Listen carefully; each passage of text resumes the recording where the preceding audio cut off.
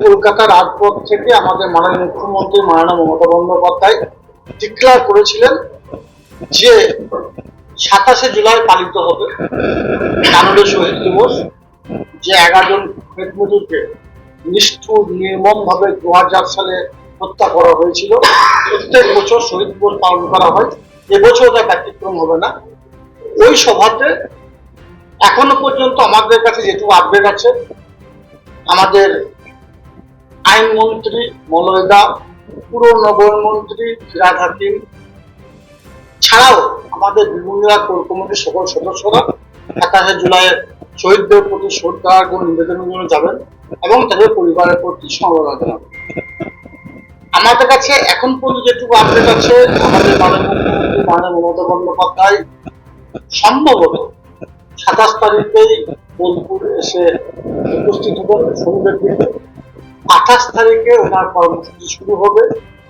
28 তারিখে একটা সময় গীতাঞ্জলি প্রেক্ষাগৃহে একটা প্রশাসনিক বৈঠক হবে, সেখানেও একগুচ্ছ প্রকল্পের উদ্বোধন করবেন এবং আমার জেলার বিভিন্ন প্রকল্প থেকে বাস্তবায়িত করেছেন সেখান থেকে অনেক পরিবার আছে যারা ওনার হাত থেকে সেই প্রকল্পগুলো, যেমন ধরুন টাকা বিতরণ থেকে শুরু করে বিভিন্ন কর্মসূচি আছে।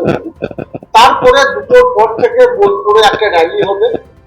আপনাদের জানা আছে আমরা বাংলা ভাষায় কথা বলি, আমরা বাঙালি, সেই জন্য ভারতবর্ষের যে রাজ্যগুলো কেন্দ্রশাসিত বা বিজেপি শাসিত রাজ্য, সেই রাজ্যগুলোতে বাঙালিদের অবজ্ঞা করা হচ্ছে, অবহেলা করা হচ্ছে, তাদেরকে ডিটেনশন ক্যাম্পে পাঠানো হচ্ছে, এমনকি তারা বাংলা ভাষায় কথা বলে তাদেরকে বাংলাদেশ পাঠিয়ে দেওয়া হয়েছে। এরই প্রতিবাদে আমাদের মাননীয় মুখ্যমন্ত্রী মাননীয় মমতা বন্দ্যোপাধ্যায় কলকাতার রাজপথে ডিক্লেয়ার করেছিলেন 27 তারিখ থেকে আগামী 26শে নির্বাচনের আগে পর্যন্ত এই কর্মসূচি চলবে, এই আন্দোলন চলবে। আমরা বাঙালি, আমরা বাংলা ভাষায় কথা বলি, এটা আমাদের গর্ব।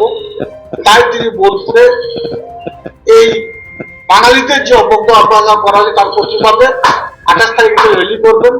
29 তারিখে তিনি ইলামবাজারে একটা সরকারি প্রকল্পের উদ্বোধনের কথা আছে।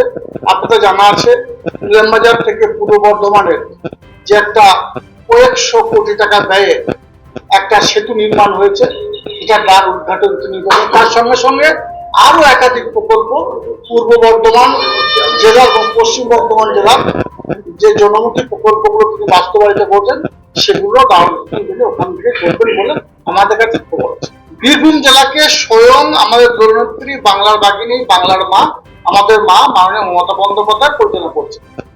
তিনি যদি মনে করেন বসতেই পারেন, তিনি ডাক দিতেই পারেন, আমরা সবসময়ের জন্য হাজির আছি। দিদি যে নির্দেশ দেবে সেটাকে পালন করবে।